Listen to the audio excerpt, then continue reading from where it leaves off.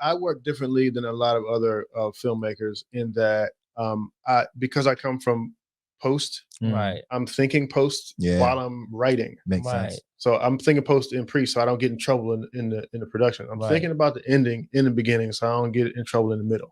Right. So one of the first people that I talked, I mean, Melan and I spoke first because she and I came up with the idea for the story. Right. So she was on board. I couldn't get rid of her. Even if I tried. Didn't want to. So she was on board first. But when I started to make the story, it was like, can I get access to the locations? Can I get the right music composer so that we can communicate the necessary emotion? So I started talking to the composer very early. So I had my. Did you already know one, or did you? Okay. Yeah, I used to. I work with some composers and stuff. Okay. So I went to the people that I have a relationship with already, and like I said, I come from music, so I was trying not to compose myself first of all, but I do have composers that do things faster and better than me, so it's good for me to go to them. So I had a composer in mind very early. While I was in the middle of the first draft, I already knew which composer I was going to be using.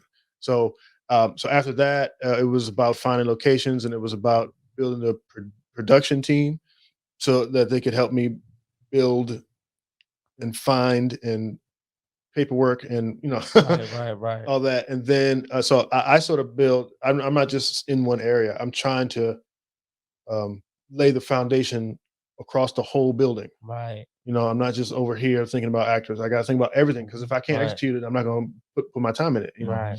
And this project specifically was created from the beginning, so that we could execute it on a quote unquote micro budget, right?